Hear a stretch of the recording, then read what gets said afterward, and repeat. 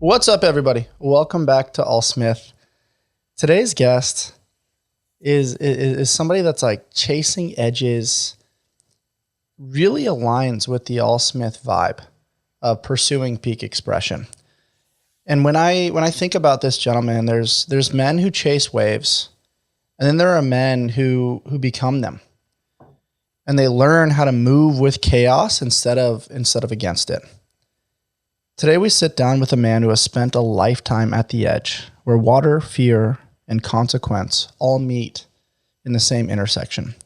And at some point, the wave stops being the only challenge. Life gets in the way. The body starts talking. Time starts pressing against friction, and the game becomes internal.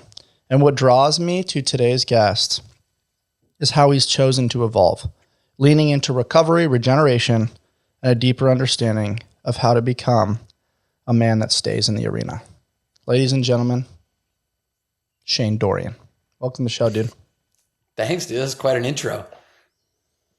I think it's cool, man. Like I'm really interested in, you've been on Rogan a few times, and like something that he's said that has always stood out to me is like, rags to riches story is dope, but it's like rags to riches, and not that you fucked your life up by any means, but it's like waves fucked you up, like volume fucked you up. And to be able to rest, recover, find the appropriate strategies to then, take that valley and bring it back to a peak, not just for yourself, but in the service, motivation, and inspiration for others. That's a cool story to me. And so thanks for being here today, man. Like, I think we're going to have a fun conversation talking about this new chapter in your life. Yeah, thanks for having me. It should be fun. It's definitely like there's a lot going on, so it'd be fun to have a conversation about all this stuff. For sure. Last time we spoke, dude, you were coming back from CPI down in Mexico. You had gotten stem cells. It was literally like 1 or 2 days after. Like you were beat up, and I was really impressed that you were willing to even hop on the pod because it was a very vulnerable time. It was, your body, your mind were not in a spot that you were used to being such a peak performer. Thinking about just that time, right? Like the vulnerability to go down there and be like, hey, what I'm doing isn't working. I need to do these protocols. And then obviously to now, how's that journey been? Because I know you went 3 months without like doing anything, and I'm sure that drove you crazy. It did. That was by far the hardest part about that whole process. It was kind of taking the time off and giving my body like a complete rest and reset for three whole months. I was actually kind of 4 months because what you're trying to do is not create any additional inflammation in your body. So the stem cells can really do their work and stay where they need to be, where the inflammation is in your body. But yeah, the last time we spoke, I had just gone through stem cell treatment. I was in Mexico for like 5 or 6 days, and it was pretty intense. Like I got a lot of stem cells done. So I got them in my SI joint, like just like below where my spine kind of goes into my, like my pelvis, and then my lumbar spine, my cervical spine, my elbow, both shoulders, and both knees. And then I also Wow. got stem cell IV as well. So, in Mexico, they're able to, especially at CPI, they have their own labs, their own clinic, their own hospital, and all that stuff. So I got like, I think it was like 260 million stem cells in 3 days. And, Wow.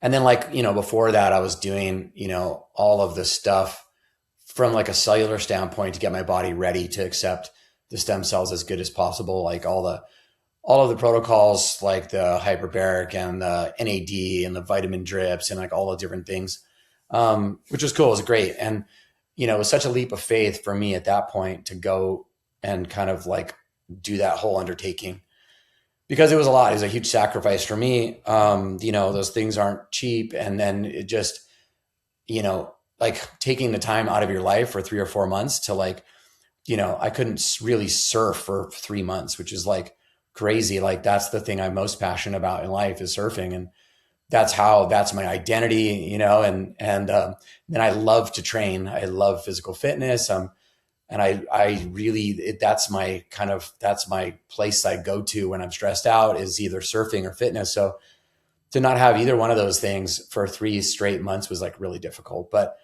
I'm happy. I got great results. My life is different now in so many ways. So yeah, I'm just super grateful, for the opportunity to get a treatment like that. I wish it was available to every single person on earth who needs it. It's pretty incredible.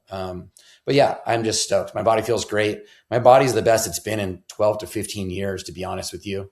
I can see So I'm it. able to I mean, do, I can see it not just in the way you're moving, but in your vibration, in the way you're communicating. And there's a few things that come to mind there. Like the first one being, the cliche component of a field of rest brings a bountiful crop, right? For how long did you just not rest? Because you were chasing swells. There was expectations based on contracts, based on identity, based on, the personal pressures that you placed on yourselves as you were trying to be, at the top of the industry. And it's interesting how life kind of plays this game in that it forces us to slow down sometimes. And forced rest sometimes is so painful for someone like yourself that's used to being on the go and getting after it and maximizing their self-worth based on capacity, based on I can do more than other people. I pride myself on my work ethic. Failing to prepare is preparing to fail. And if I do these things now, it's going to allow me to have the proof of concept and the confidence to take that big wave and make the decision when I need to make the decision, right? Because there's drifters, and then obviously there's decision makers. And in that moment, you can't be a drifter when you're committing to a 50 plus foot wave. And I think in your case, like the fact that you were compliant, Shane, like that's really hard to be compliant when these medical professionals are like, hey man, if you actually want to get back to doing the things that you love, here's the protocols and the rest and digest shifting of your nervous system that's required to heal your tissues.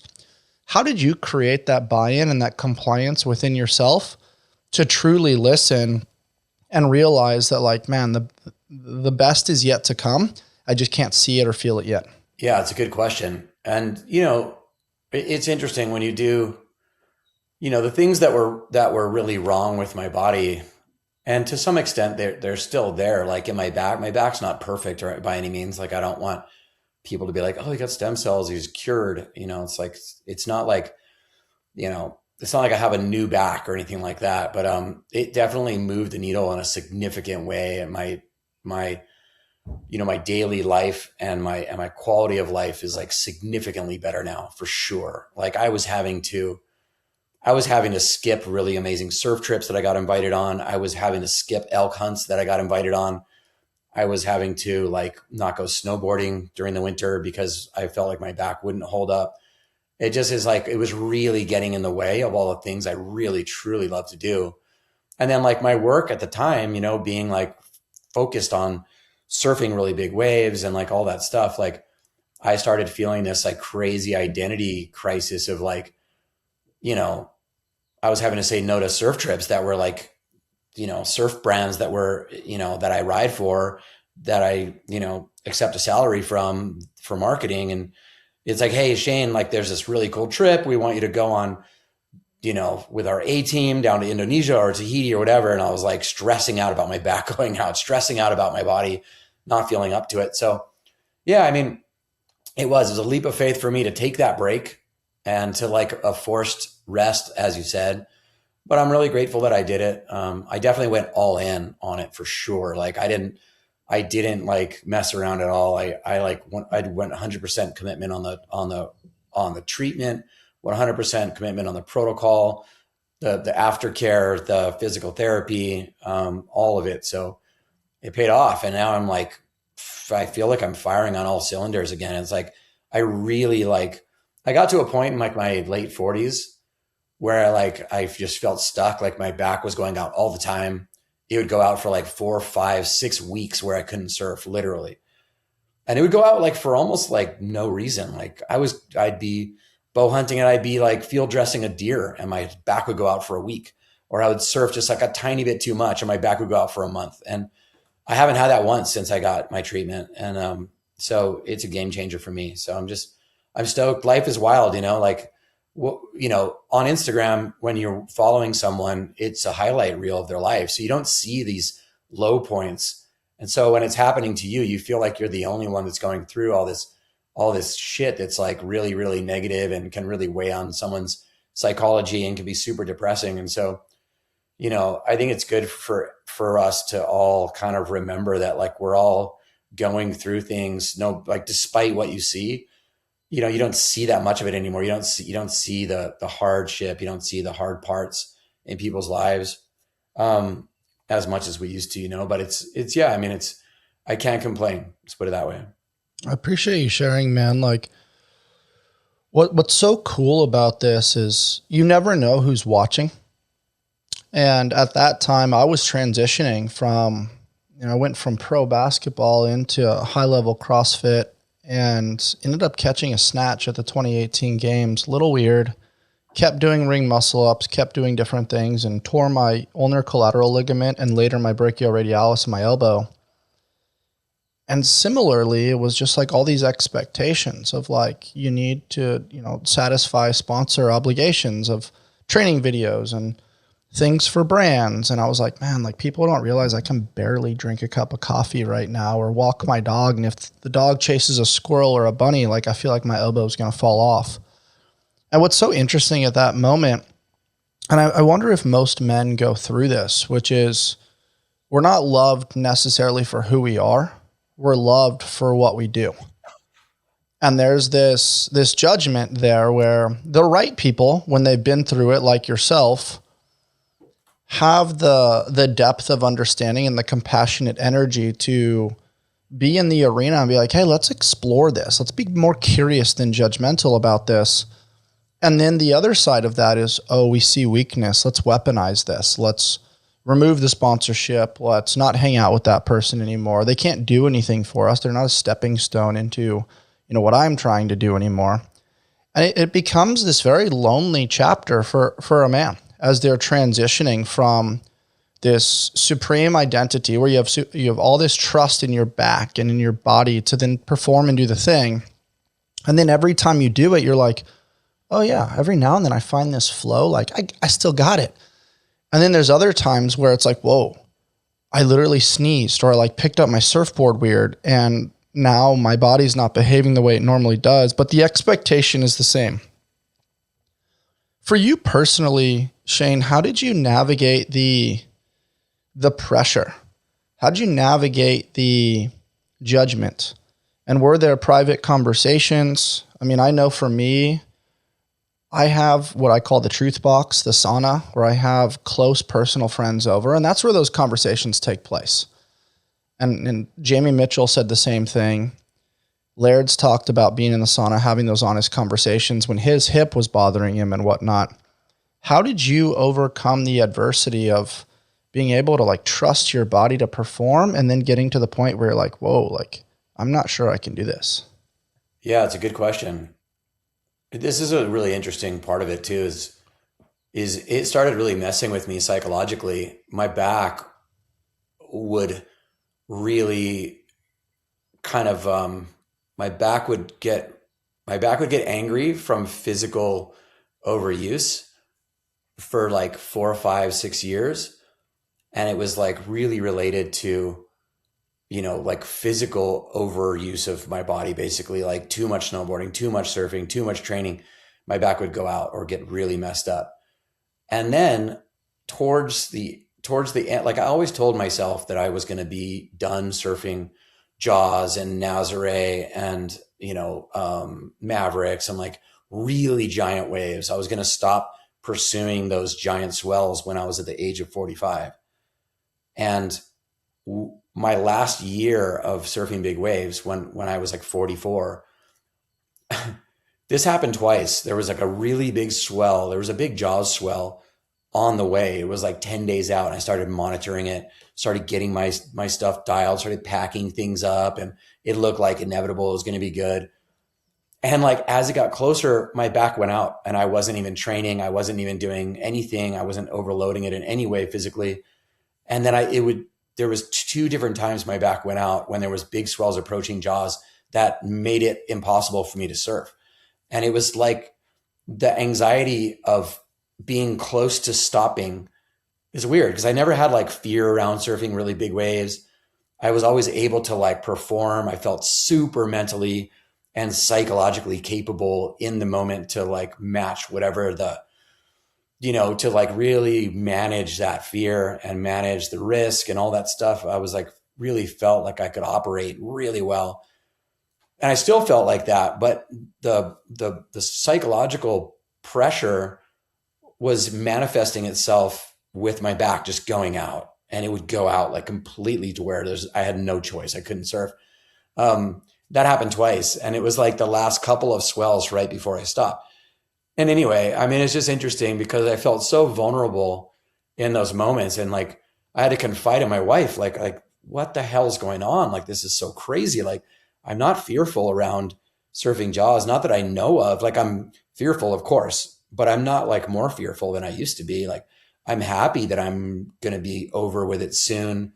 Anyway, it was just like it was like such a vulnerable period of my life where I just felt like this overwhelming pressure to maintain that intensity and that like super high level of performance in gigantic surf. And once that passed, like once I was like, hey, I'm 45, I'm done.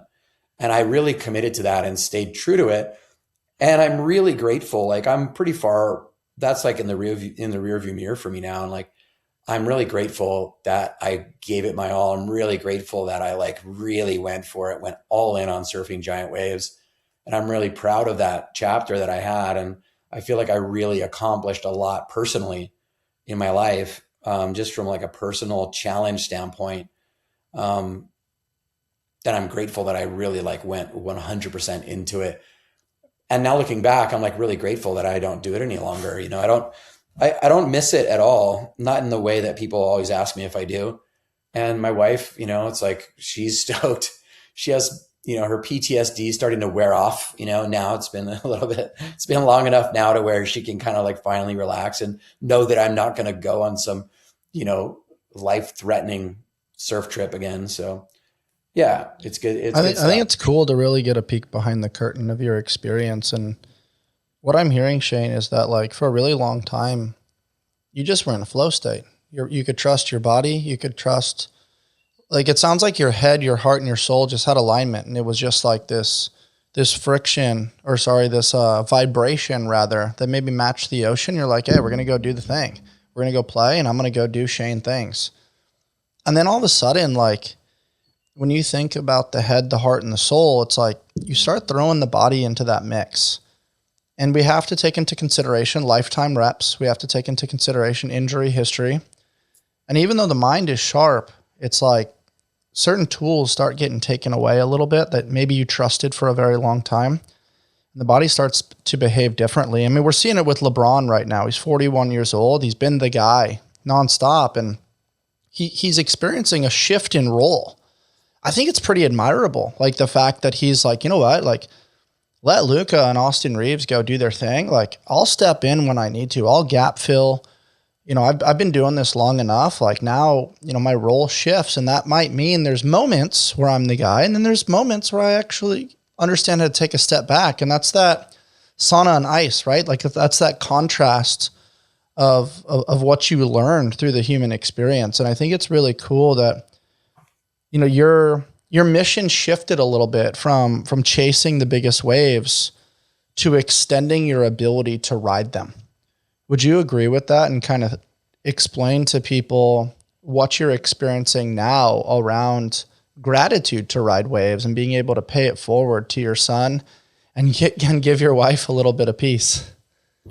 Yeah, I mean, it's fairly simple, you know. I mean, like, it's my life in that way is probably like a bit like from an athlete standpoint is less complicated and filled with pressure now, and I'm grateful for that. Like I'm like in a chapter of my life where surfing is incredibly meaningful still. It's what brings me joy. It's the place I go to when I'm stressed out.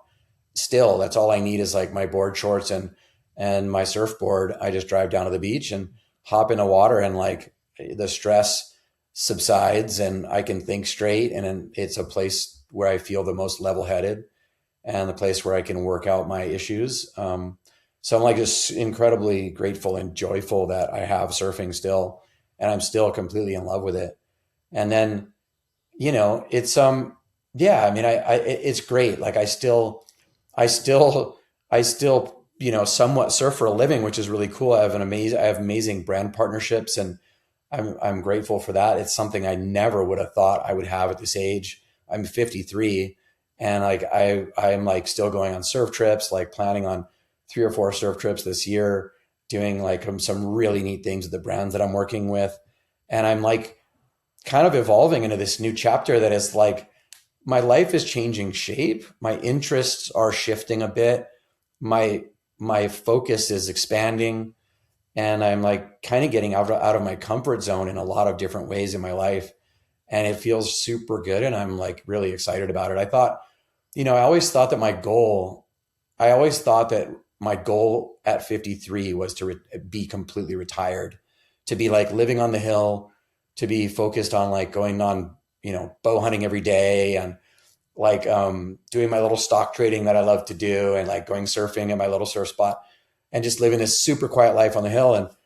And like I realized like I love to travel still. I love being challenged. I really thrive on challenging myself in so many different ways. Working with different people, trying different things, getting out of my comfort zone, trying to find ways to get into rooms that I probably don't belong in. That probably makes no sense to like people listening, but yeah, I mean, life is still super interesting. I think it makes a lot of sense because you're more relatable now, Shane. Like you're in a place now where it's not necessarily about peak performance. It's about doing the thing consistently over the course of time and how it seamlessly fits around being a husband and a father and stock trading and having fun bow hunting and traveling and working on creativity with brands and understanding the texture of board shorts and sandals and understanding how things can have versatility and have a little bit of swag and style, but at the same time, it's not like you're untouchable now, right? Like now it's like, well, I'm relatable. I'm one of you, and I do all these other things. And I think at least what I'm seeing, especially on your social media, like I'll zoom out a little bit and not get into the nuts and bolts of like performance culture, but I will say it's consistency. You're training consistently every day. You're picking something up and putting it down. Your pull-up game has come a long way, especially from when you were coming back after the stem cells on your shoulders. And dude, honestly, most importantly, like so many people are obsessed with the highlight reel of gym culture. You know what I think is really cool? Your consistency with food. Eat real food. You're always a meat and fruit guy. You eat really good, high quality, nutrient dense food. So it's like, yes, the stem cells work, but you also have a social culture. You have love and connection with family. You get out in nature and, like you said, deal with your shit in waves. Surround yourself with the magnesium from the water and the success of waves, but also the disappointment of like, oh, that didn't go the way I wanted it to. Like, I'm going to wrestle with that a little bit. There's this consistency factor, man, that like, I'm not going to sit here and, speak all cliche on a podcast. Like the reason why you're successful is because you do the damn thing day after day after day after day. You stack days. And like, since we spoke the first time, like I'm a fanboy. I watch your stuff very consistently. And it's like, it'd be easy for you to be like, ain't got it today. Gonna go hit the burgers, gonna go hit the milkshakes, but like, you don't do that. And so it's pretty cool that, the consistency factor that you're integrating now is granting other people the permission of like, hey, you want to go do cool shit? Be fucking consistent. Yeah, for sure. I mean, I don't know how to respond to that. I'm human like anyone else. I enjoy, you know, taking breaks from, like for instance, last, and I've been on a crazy fitness journey. We can go through that, like the origin story really of the chapter I'm in now from a fitness standpoint. But like, I love like every now and then, like going on vacation and not thinking so much about being disciplined and being like super on point all the time with like my training and nutrition. Like, I don't want to like be overly rigid to where I feel like, I'm not truly living. There's a real balance there for me to where I want to have like amazing, a super healthy relationship with food. I want to have a healthy relationship with balance in my life. I want to feel like really, really good, like I'm operating at a really good level, being super productive, being happy, finding joy, and not being like, I don't know. I see some people get like so almost like build themselves a prison with in as it They relates to get they like get fitness lost in and the sauce, man, where it's food. like they have to have this like 2 hour morning routine. If they Yeah. don't do it and they're so neurotic about it, like ruins their Yeah. day. You use it as a tool, which is great. Yes. And it brings me happiness and control. And I really like, a lot of the aspects of it. But yeah, I mean, for instance, I took my wife for her 50th birthday. She really wanted to go to South Korea. And we went on vacation for like 2 weeks and rode the train and went and ate all kinds of different street foods all around the city and like experienced the culture. And like, I was totally fine eating, whatever I wanted to for like 2 weeks. Right. And then, I was going to the gym and stuff while I was there, blah, blah, blah. And then I got home and I was like, I gained like probably 8 pounds in that trip, but it was great. There's never going to be a moment when I regret that. I had absolutely enjoyed great times with my wife. And then I got home and I locked right back in and it was all good. So, I think the most um, successful people are able to hit that reset, right? Like they don't fall back towards like, oh my gosh, I've been screwing up for 2 weeks. Now I'm going to self-sabotage and just keep screwing up. They notice that like, yeah, hey, I built buffers proactively and created green lights. So on that trip, I could do what I want, when I want, how I want. And I also have the discipline that when I come back, I flip the switch and I lock in. And what that right there is like a huge nugget for people around like you get to decide. You get to make the choice of what goes into your mouth and your pie hole. You decide. And if you get to that point where like, hey, I indulged for 2 weeks, I enjoyed every second of it, zero guilt, but now I know to get back to doing the next right thing. The rest of your life becomes the best of your life when you have that level of commitment, discipline. You can have the mantra of decide. yeah. And I mean, for me, I was planning on having a great time. I wasn't out of control. I was according to my plan. I was going to go to South Korea with my wife and have a great time and not feel guilty about any kind of food. And I was planning on that. I wasn't like, I was like, all of a sudden I was off my program, like unintentionally or something like that. It was like, I was planning on this 2 weeks being like pretty loose and having fun. And then my plan was to get right back and keep the momentum going as soon as I got home. It's like, I've realized that like, when I used to, I've been into fitness and for a long time. Right. And like in my 30s, when I was like in my 20s, I was focusing on fitness for high level surf competition, like high performance. And then when I shifted to my focus to like really big wave surfing, I got really into like CrossFit and like that ultra hardcore 5 or 6 days a week of CrossFit where like every single workout I fell on the floor in a puddle of sweat with my heart rate near max, like every day, like feeling like I was about to die. And I love that. I love the hardship of it. I love the suffering of it in the moment. I love the like ultra hardcore training because it was like getting me like ready for war. I was training for life or death situations because that's what I was doing. I was surfing gigantic surf. And then I realized and then after I got done surfing big waves and then my back was like really bothering me. And then I got so I'm just giving you like a slight history, but my back started really bothering me and became a real issue in my life. And then around the age of 48, I think it was 48 or 40. Yeah, about 48 years old. I ran into a tree snowboarding with my son at Mammoth Mountain in California, going super fast. And I destroyed my left knee. My ACL and MCL both like blew off. And so I had to get full reconstructive surgery on my knee. And before going into that, I was actually kind of out of shape already because I was like stuck in a rut from my back.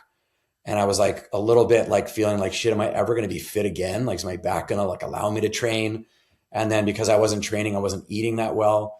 And so I like gained like 15 pounds. And then I got hurt and my knee was jacked up. And then I was like, holy shit, this is crazy because, I basically like am sitting still way more for like the super long duration of time. And then I was just basically doing physical therapy for months and I wasn't like training in the gym. I couldn't do like cardio or anything like that. Like my knee was blown out. And then so I got more and more out of shape during that whole time. And I was like tripping because I was like 20 pounds overweight, lost all muscle mass.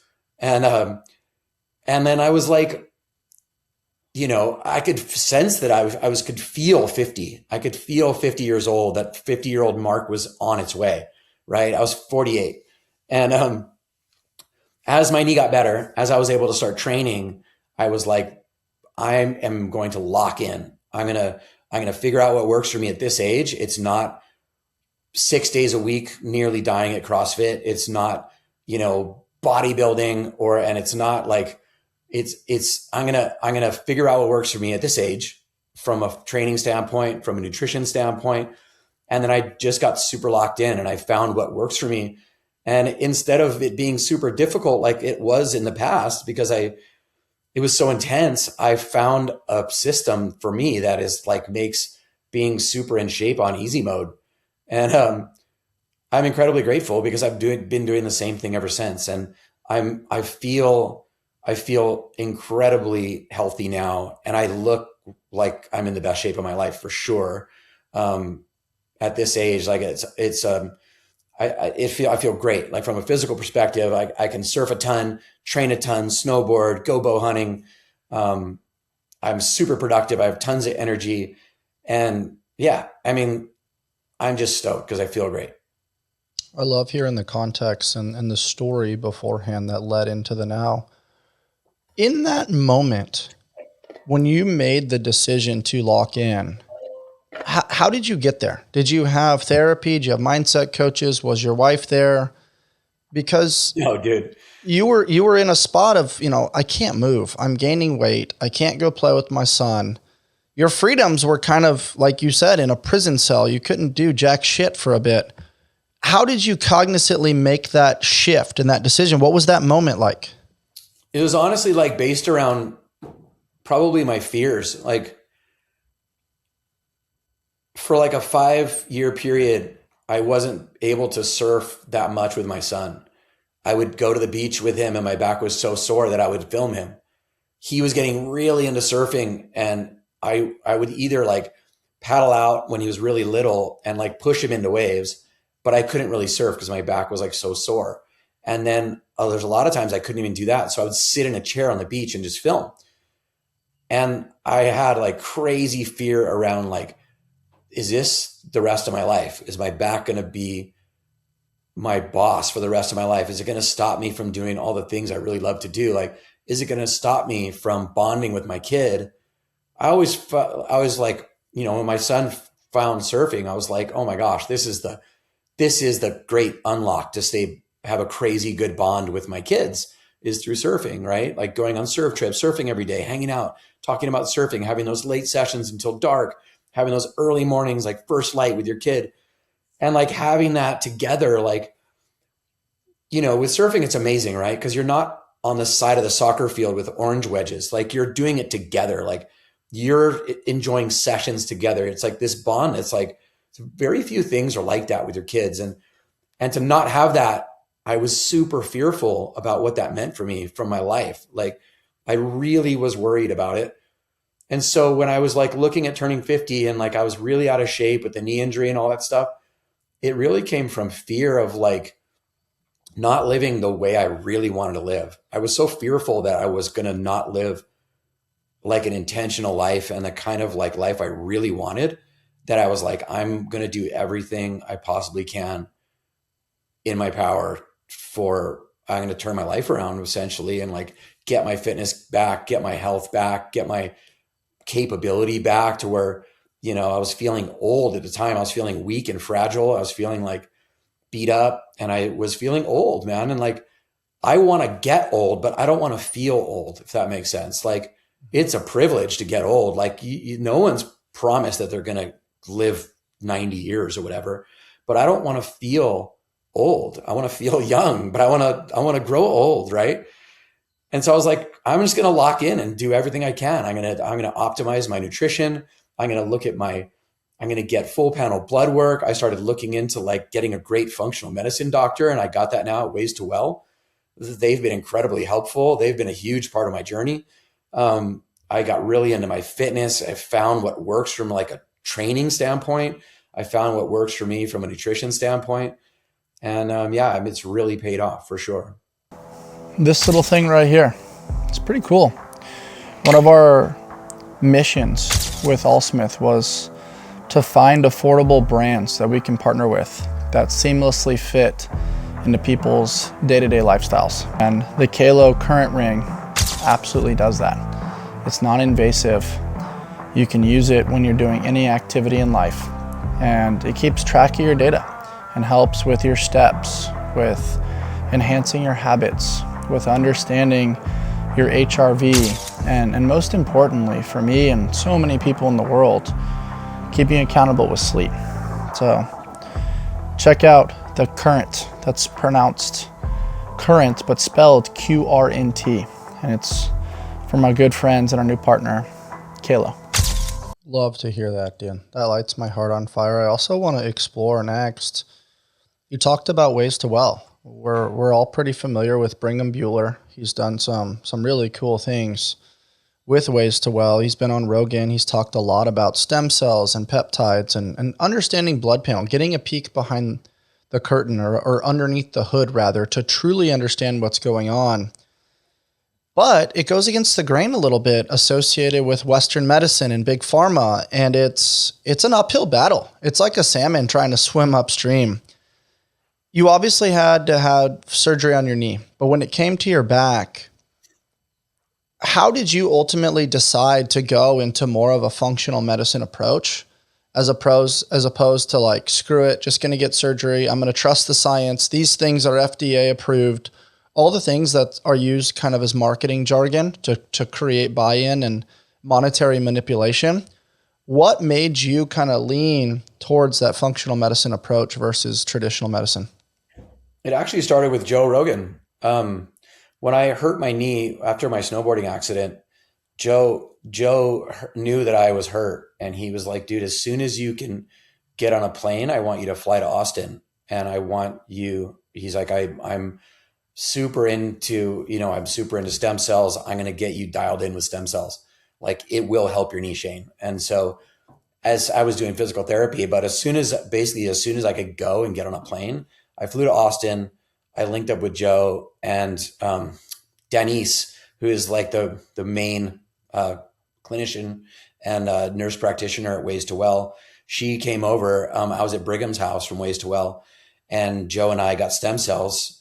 And about a month later, my knee started feeling like it was like this. My knee at the time was just like getting better so slow. It was like making these crazy noises, and I had no mobility and no range of motion. And then like a month later, I had this like crazy level up in like the improvement and healing of my knee. And I told Joe that, and he was like, dude, get on a plane and come back. We'll do it again. So I flew back to Austin. I was like, dude, if I have that opportunity, I'm going to go. And so I started getting to know the people at Ways to Well. I became good friends with Brigham. We started talking about the overall health program. He started he's like so on fire about all this stuff. And then I started talking to Denise, who is my doctor now. And I mean, Joe was like super instrumental in that shift for me. I knew nothing about blood work and hormones and like how all the systems work together with all my biomarkers. And so I got a full blood panel with Ways to Well. And that's what they do best, is blood analysis, like looking at your whole picture, all of your systems in your body holistically, how the whole picture is working from like a mental clarity standpoint to an energy standpoint to, are you crashing in the afternoon? How's your mood? Like, are you grouchy? Are you super productive? Like, do you get exhausted, like doing computer work? Like, how's your energy for your workouts? How's your recovery? Like in crazy detail, like functional medicine is such a game changer for me. And is definitely a huge part of my fitness and health and like journey into where I am now, for sure. That's so rad, man. Now, there's a couple threads that I want to pull there. I mean, first and foremost, Rogan just does a dope job of like paying it forward. Like, he's just like, hey, I'm not trying to do this for the likes. I'm not trying to do it for whatever Yeah. external reason. Like he literally is just like, hey, homeboy's injured. I have something that I think could help. It's a lower barrier to entry. It might be, not necessarily as cost effective as a Western medicine. That's an insurance model, but it's something that's going to move the needle in the right direction. And most importantly, get you back to doing the things that you love. That's the big thing, right? Like the body doesn't have to be able to do all these different things if it's not in alignment with the life that you want to live. But if you want to surf with your kid, you're making the cognizant decision of like, okay, like I want to see how my body is operating. It takes courage to do that as well. How were you able to psychologically, Shane, get to the point where you're like, okay, I surrender? Like a lot of men want to hide that, right? Like, oh, I've been, closet eating, or I've been drinking, or I've been using these drugs to get by, or create some sort of like nootropic response to get through the day.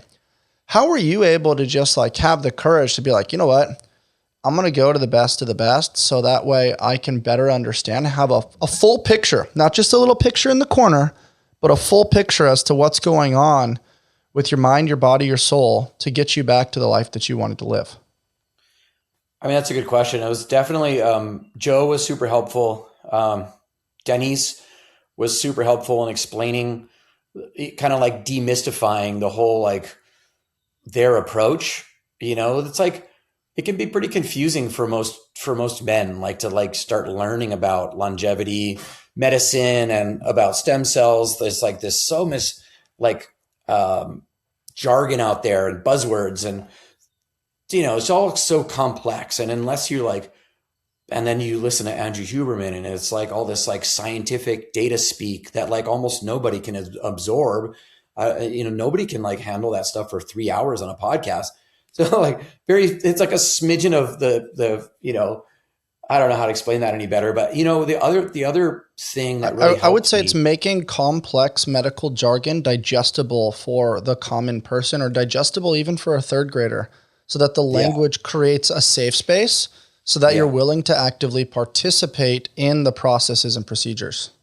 And Brigham was amazingly good at that. Like he kind of explained his mission. His mission in life is like to take the very best healthcare you could possibly get to like optimize your life, your body, your mind, like everything, and make it possible for everybody to get, like to give access to everybody, like ways to well, like it's not something for billionaires. Like Joe could like, I mean, Joe's a billionaire. He could like literally like employ like a staff of 1,000 people to take care of his health.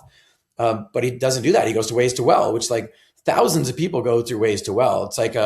It's a thing for like, if you really work hard and you have a career, you can go to Ways to Well, like no worries.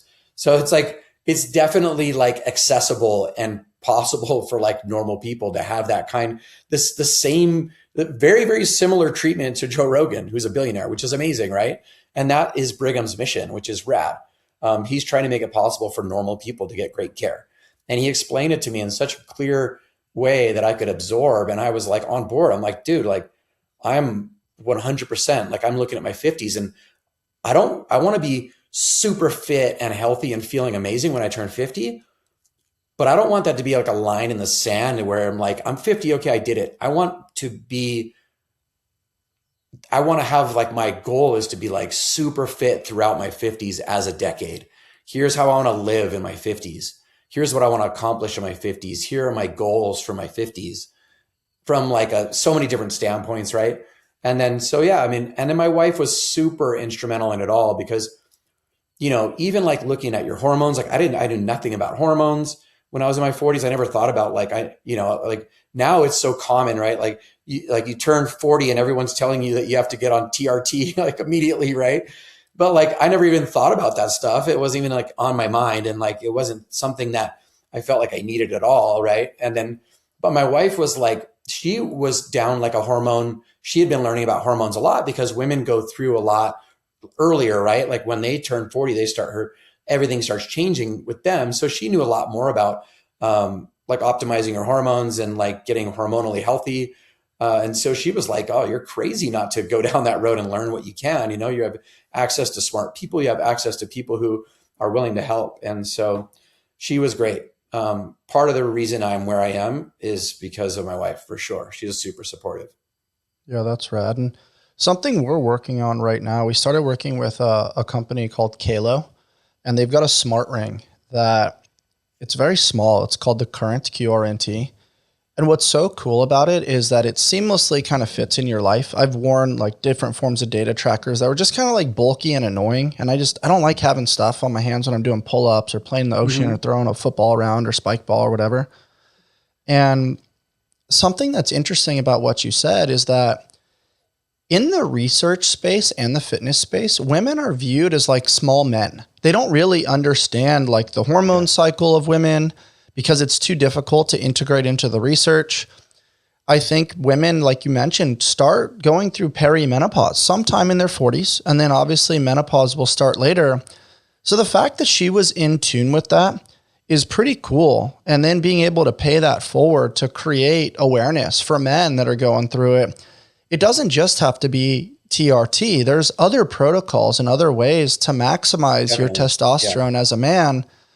And what I appreciate when I listen to Bring Them the Ways to Well guys, and we work with a company out here, Live Naturopathic, what I appreciate is that like, it's not always about prescription. What I started with was, hey, when you wake up in the morning, get hydration before caffeine. Get 10 minutes in the sun to get natural sunlight into your eyes. You should be like base tanning every day as opposed to just like, oh, it's summertime, let's go tan, then you get burned. And then simultaneously like integrating breath work into your morning. And my doctor out here had me doing push-ups, and it was 50 push-ups in the morning, but it wasn't like for time, like for capacity. It was like really like muscle contractions, creating a mind muscle connection where it's almost like a meditative session where you're just moving blood, you're moving oxygen, you're moving CO2. But what's beautiful about that is that you're starting with a naturopathic approach before you integrate, hey, just take this thing. You're just kind of getting an awareness structure of like, hey, will you be compliant doing these things, right? Because the compliance is the science. So if you're compliant doing some of these normal things, and then it's like, okay, can you do an hour of sauna a week and 15 minutes of cold a week? Okay, you're compliant there. Okay, now let's take a look at the blood panel. Let's see where you're deficient. Where can we integrate supplements? Where can we now integrate peptides? I think that's the optimal approach rather than the Western medicine approach is just in the space of like, oh, it's reactive. You have this symptom, you have this pain, here's the pill, solved, get out of my office. Don't really care how you're sleeping, what your sex drive is, or any of these other intakes. I only have 7 minutes to see you, and then I got to move on to my next patient. I think what I'm hearing is that Bring Them the Ways to Well crew spend time with you. They better understand your story, your history, and where you're trying to go. And then once they have your peak expression, your ideal life, you guys can then re-engineer it together and reverse engineer it so that way you have a plan and a path moving forward. That to me, I hope is the future. And I hope RFK is kind of pushing that. And obviously now peptides and stem cells are like, everywhere in the conversation. And some are like pushing them all out there. And then other ones like, the science doesn't support it. It's not FDA approved. There's a friction there. What's your experience with peptides up until this point? Yeah, I mean, I'll just hit. There was something there I just wanted to say that like the program I'm on now, I think the biggest takeaway for me is clarity. Like, I have a lot of clarity with what is happening in my body now. Like, if there's any yellow flags, I know about them ahead of time. If they're, I have like a system now that's like just makes a lot of sense. Like, I kind of equate it to like, imagine if like you had no idea how much money you were making, you had no idea how much you were spending or your wife was spending. Like there was you just were just hoping for the best. And there's all this confusion around your financial situation in life, how much stress that would be. That's kind of what most people do with their health. They don't get like, they're hoping for the best. They're hoping that inside their body, there's nothing bad happening.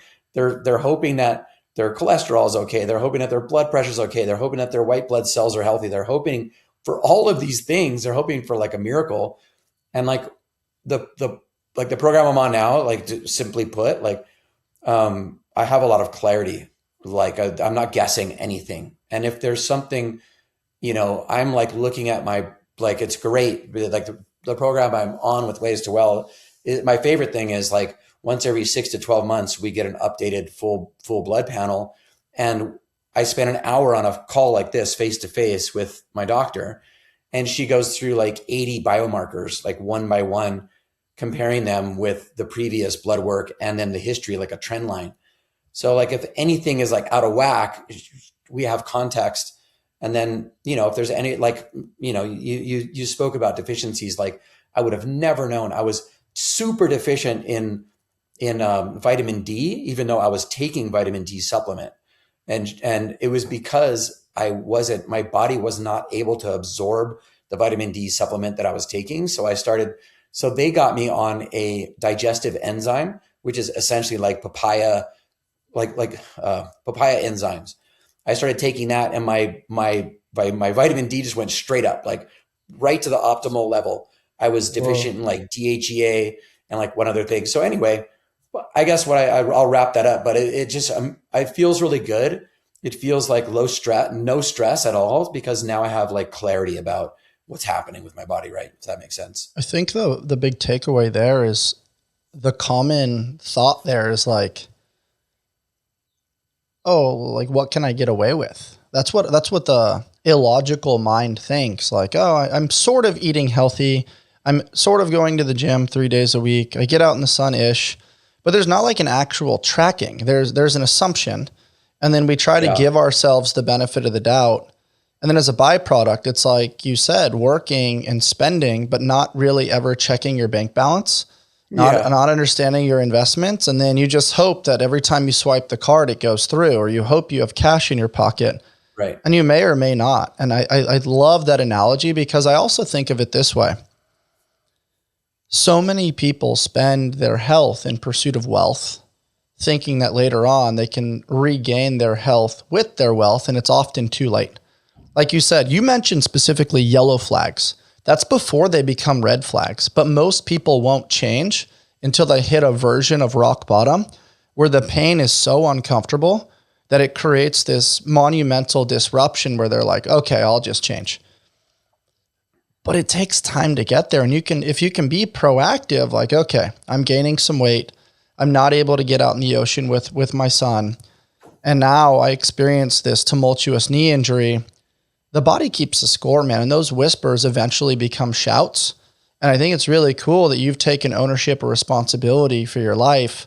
You've found a team of people that can support you. My question for you is, how do we create buy-in with the rest of the world to do this? They're skating by. They want to just inject the GLP-1s. They don't really want to do the blood panel or make the life changes. They don't really want to get into the gym and make that financial commitment or the time commitment until it's too late, or the concept of I'll be ready when. What are your thoughts as to how to push this forward into the world? I think I have a little bit of a different perspective on that. And I think it is changing rapidly. I think I think social media is partially responsible for this, but I think it's easier than ever to get good information. Agreed. I think there's a lot of information, just like, there's information overload, right, with social media. But like everybody knows that like someone like Andrew Huberman knows what they're talking about. And then like Brigham Bueller from Ways to Well, you listen to the guy talk, you listen to an hour-long podcast. It's incredibly, it's very obvious that he knows exactly what he's talking about. There's some great sources of information out there now that was like really difficult to get when we were younger, right? Like you had to read like textbooks, like were health textbooks back in the day that were like, no one was doing that. And it's like a lot, way more absorbable now. Like you watch great podcasts and they have incredible guests on that are health experts and up to the moment with the cutting edge studies. And so I think we just have a lot better information at our fingertips. So I think there is a lot more awareness that you think. And then as far as the GLP-1s go, obviously there's people that are like, using those things who they were definitely not designed for. And then, they're trying to lose 10 pounds. They're really incredible for people with morbid obesity. Of They're course. amazing for people whose lives are being threatened by their weight and by their metabolic unhealthiness. They're incredible for that. Like it's a lifesaver, right? Um, I think but they're a great there is a tool, lot of exactly abuse like going you on for said. sure. My What's my that? big I said that I think GLP-1s can be a great tool, like you said, Yeah, especially for people with obesity. When combined with lifestyle, I think there's amazing benefits and momentum really that can be started. I mean, you start on something like yeah, that, suppress your appetite a little bit, you lose 10 pounds relatively quickly.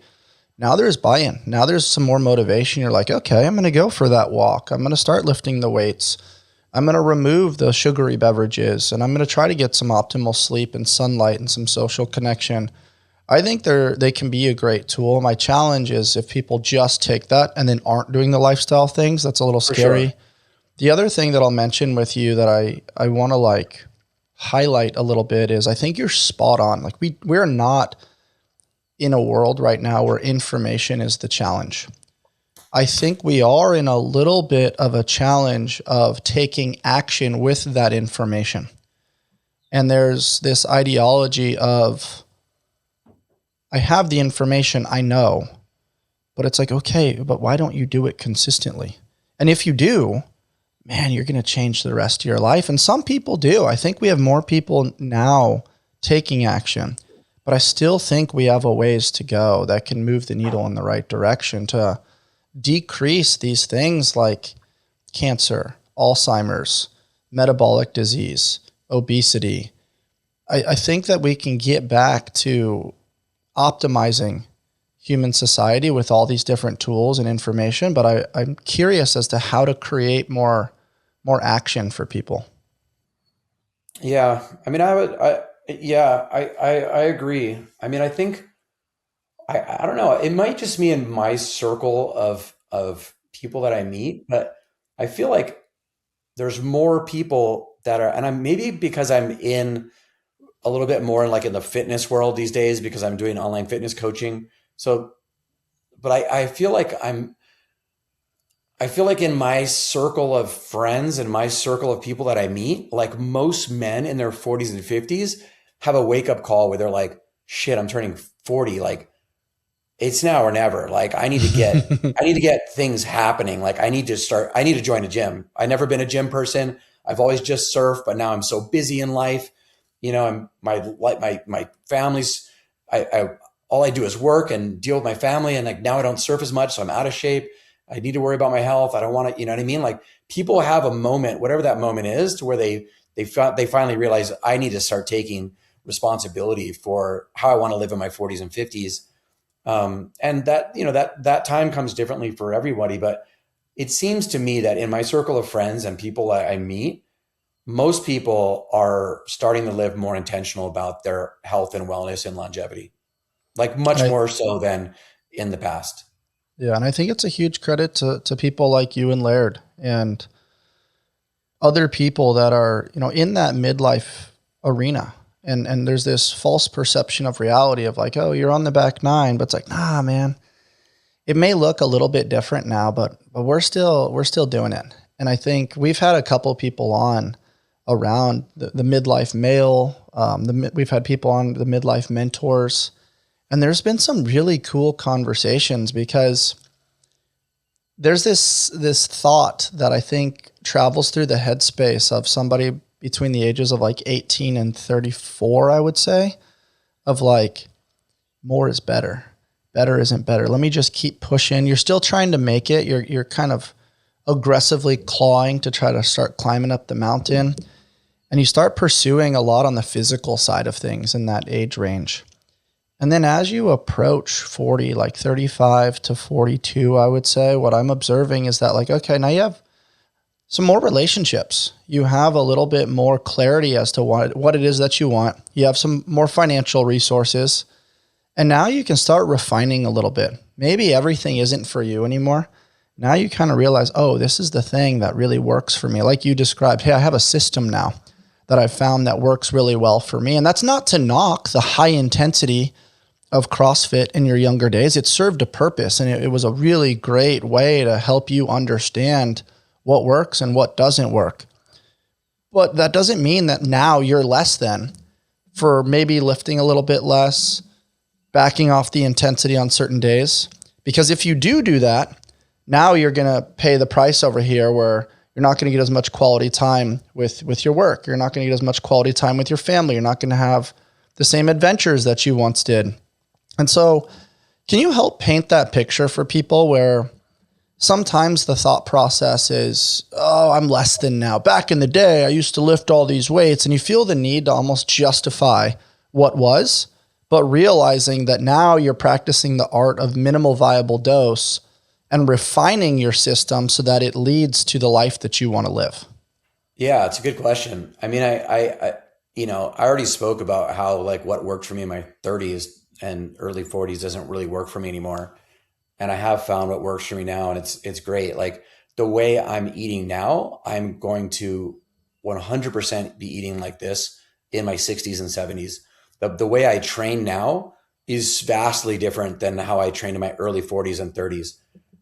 And I will be training almost probably identical to the way I'm training now in my 60s, which is great. Like that sustainability, that like even like with my clients, like with now I'm doing online fitness coaching. Even with my clients, I'm like, dude, I want you to be using this system for the next 20 years. I don't want it to. You won't have to adapt a whole lot. Like I want to get you into this streamline where you're on easy mode from a food standpoint and from a training standpoint, and train like this for the next 10, 20 years. Like it's easy. It's easier on my body. Like I'm totally avoiding injuries the way I'm training.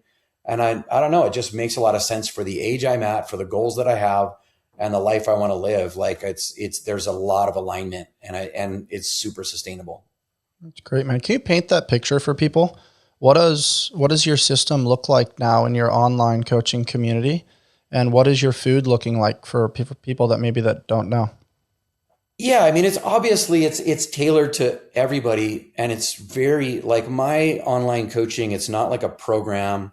There's no automation. There's not a newsletter that goes out to everybody. It's all extremely personalized and really customized for everyone. Like I do at the very start when we're really just first getting started, we do a fit call where I'll spend like an hour face to face on a call and go through like a myriad of like questions to get tons of information on everything from like their background and like, what may have gotten in the way of them getting really fit or feeling their best in the past, like what worked, what didn't, like, what their history is with training, what their history is with food, what their relationship is with food, what their food personality is, which is that's kind of, I don't know if anyone else calls it that, but I feel like everybody has a food personality of like, how they view food, like what their weaknesses are, what their triggers are.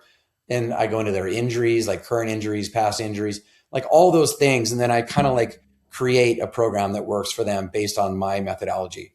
And that's everything from like training to recovery, to food, to rest, to supplements, to, everything. So yeah, I mean, everybody's a little bit different. All of my clients, I currently have 16 clients, and I've kind of like capped it out at that. That's kind of the number where it feels really good at the moment.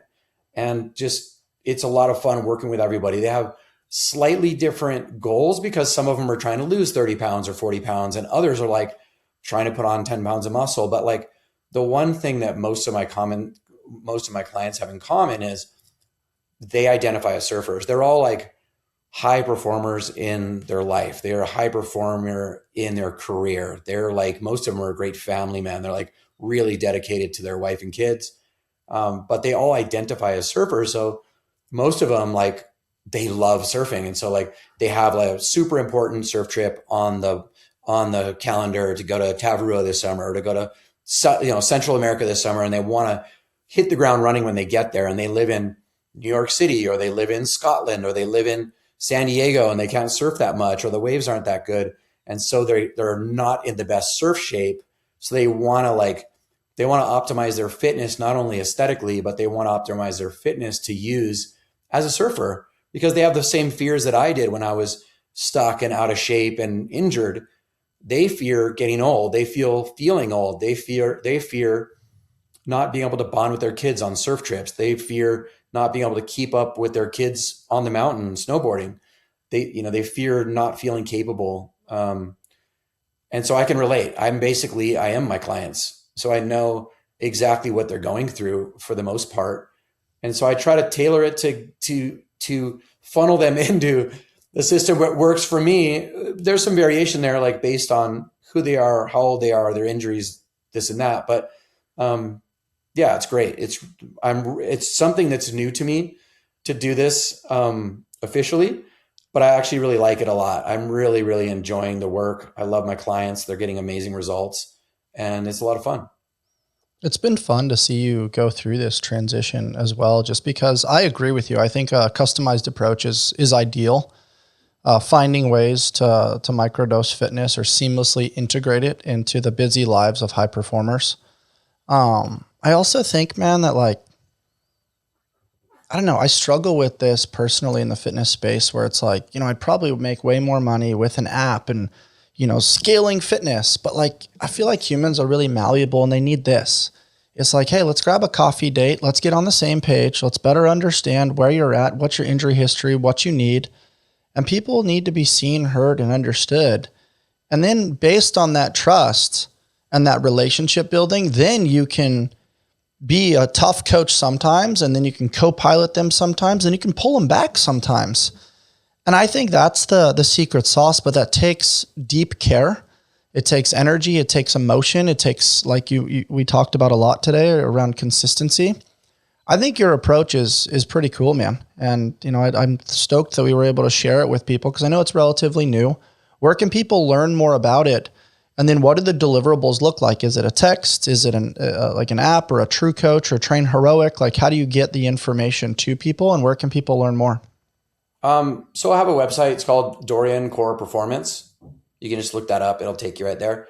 And it has a ton of information on there for anyone who's wondering what the coaching is like. But essentially the structure of my coaching is fairly straightforward. It's very customized. It's extremely personalized.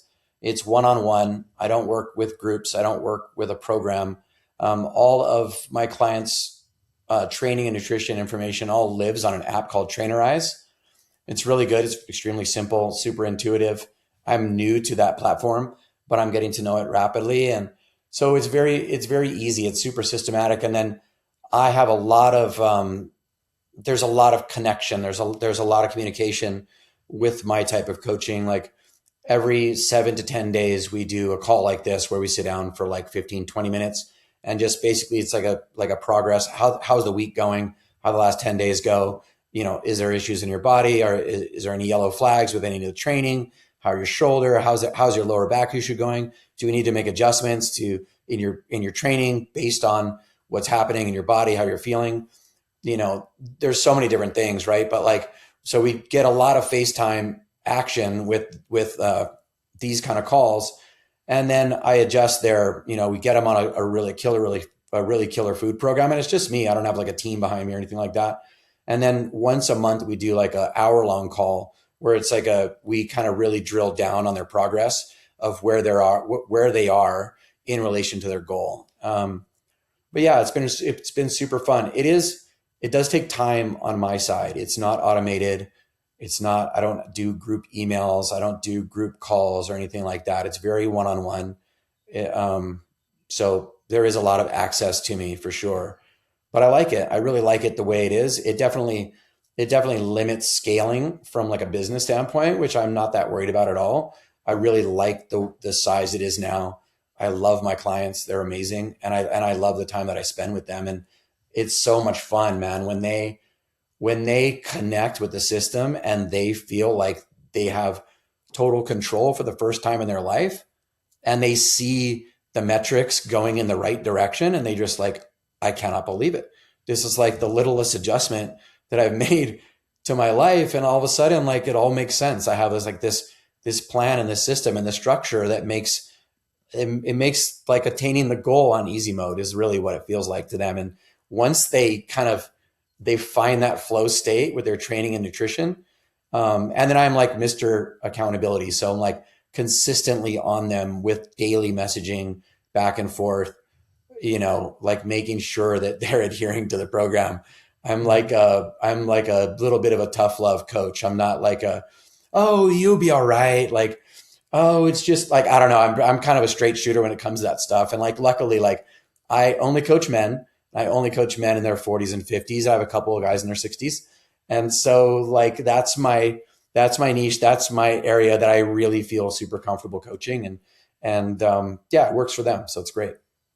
I like it, man. I like the attention to detail. I like the accountability. I like that. I mean, someone in your shoes, man, with the history, the track record, your resume, like you could very easily just be like, yeah, I'll build a team, throw my name on it and try to monetize it. But the fact that you're boots on the ground, I think says a lot about you and your care and the journey that you've been through. And you've fortunately had people that helped you when you were navigating transitions or injuries or trying to figure it out with a family and trying to figure it out on the career and the body and the mindset. So it's cool that like you're there and you're doing the thing and you're finding something that gives you purpose and fulfillment and helping others, right? Like there's something beautiful about that. It's like, hey, if you help others succeed, you'll always be successful in some capacity. I think that's rad, man. I want to hit some heavy hitters with you, and I'll give you the opportunity to respond with 1 to 2 sentences. And I think these will be kind of fun to really like squeeze juice out of that headspace a little bit. You ready to rock? Yeah, let's go. What's one thing you do every day to stay sharp? Get enough rest. What does that look like? Is that 8 to 10 hours? Like how do you Man, optimize that? No, I wish. It's, I'm really lucky. I'm really lucky that I have a sauna. So I do that in the afternoons, and I feel extremely strong that it's almost like that circadian rhythm thing where I do try to get sunlight in the morning to start that. And then I try to go to bed at the same time every night, which is massive to like your body gets really, really tuned in when you go to bed at the same time every night. To have that consistency in your actual bedtime is massive for your sleep. So as soon as I lay down to go to sleep and it's time to go to bed, I'm out. It's like that quick. So I am a great sleeper. Sometimes I don't get enough on the back end. And when I luckily my kids are a little bit older now, so it's not like, a war zone in my house anymore. So if I only get 6 hours of sleep one night, then I'll normally try to take like a half an hour or an hour long nap to try to get at least 7 hours. But that's probably the biggest thing. There's a lot of things I do for my mental clarity and brain health and all that kind of stuff, like creatine and the sauna and all that kind of stuff. But yeah, if there's one thing, it would definitely be rest. Nice. What's the biggest misconception about aging athletes? That you have to accept feeling old. I liked what you said earlier. That really hit for me, which is I want to get old. I don't want to feel old. And that's why we've talked about all these different protocols, but accepting that things are going to feel that way over the course of time it's a tough pill to swallow, but I hear you. Yeah. And like, I don't feel like I'm 20, you know what I mean? But I also don't feel like I'm 90. And, there's people that are my age that they are old. They're like, we're the same age, but like if a lot of it is lifestyle choices, yeah, I feel extremely grateful that I love health and fitness, and I love learning about longevity and wellness, and it's paying off big time for me. And then also others around me. I definitely notice it. Those intentional choices and decisions in your life lead to good outcomes for sure. How much of that is your self-talk and the neuroplasticity that you've kind of programmed in your headspace in conjunction with the people you choose to spend time with? I think a lot of it is just intentional identity. Like I identify as somebody who takes care of themselves. I identify as someone who is intentional about the way they live when they go to sleep, how they live.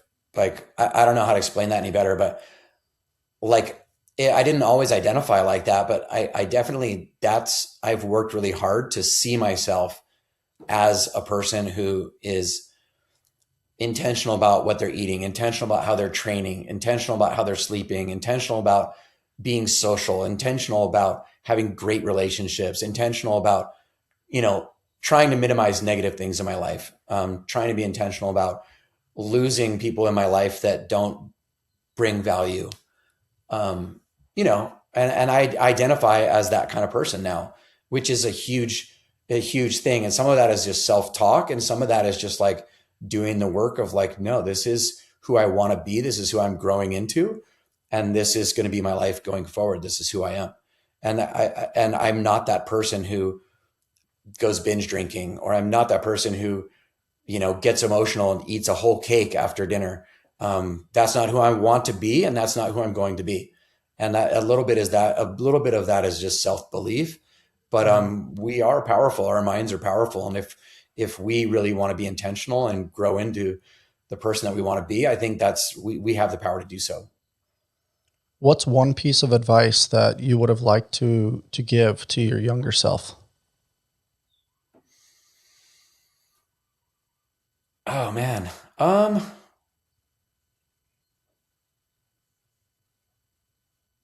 probably something you say to your son all the time now.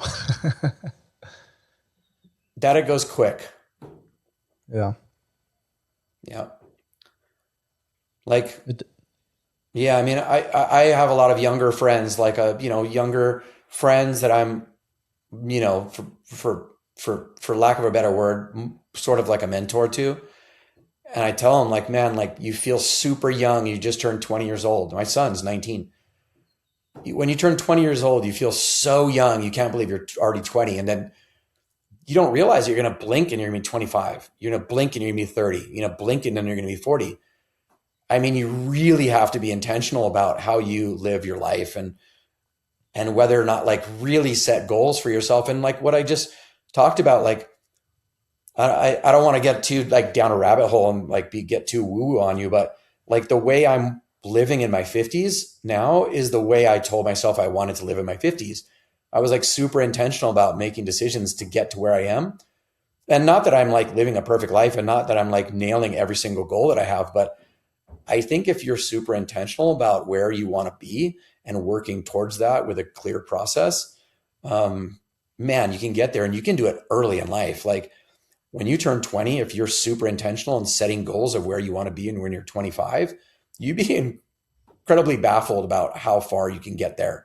There's a quote by a guy that is incredibly successful that said, figure out where you want to be in 10 years, what your goal is for 10 years, and figure out the process to achieve that goal in 6 months and be intentional about that process. And you may or may not achieve that goal in 6 months, but if you think it's going to take 10 years, it's going to take 10 years. Yeah. So well said. If you couldn't surf tomorrow, what would still give you purpose? Oh, probably personal challenge. I love challenging myself, like not like unintentional challenges that just come up, but I love like setting goals for myself and challenging myself, getting out of my comfort zone. That gives me purpose. Yeah, I love that, man. Continuously seeking those edges really makes us feel alive. Last one, my man. Who's the greatest surfer of all time? Definitely the person having the most fun. That's an awesome answer. That's awesome. It's so true. Surf culture is really rad to me, man. You all take care of yourself pretty good, and it gets misconstrued in the early days as party life, but it's like, man, oh man, you're getting sand between your toes, getting out in nature, sun kissing the skin, social time, bonding, connection, problem solving, something that's almost similar to golf, where it's like the ocean's not the same 2 days in a row. And I'm a big fan of what you've done in your life and what you continue to do, man. And we didn't even get into talking about breath work and the oxygen advantage and managing your heart rate in the midst of of extreme fear and challenge, but we definitely have to throw that in there as a huge highlight within your career. Any last minute thoughts that you'd love to share with our community, man? No, man, it was a lot of fun having the conversation. It's super fun. I think we touched on a lot of different topics and stuff. So yeah, hope it's fun to listen to, I guess. Yeah, man. I think to summarize it for people, like this one's about staying in motion. It's about the real game, which is learning how to keep paddling out consistently across a lifetime. Most definitely. There you have it, ladies and gentlemen. Shane Dorian. Shane, where can people find you, man?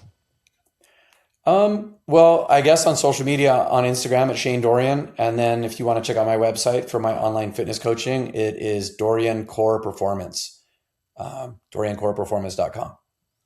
Love it, man. Look forward to chopping it up with you. We'll share this with a bunch of friends and within our community, of course. Guys, for those of you listening, if you enjoyed my conversation with Shane, please rate, review, subscribe. And as always, stay on the hunt for who you've not yet become. Till next time.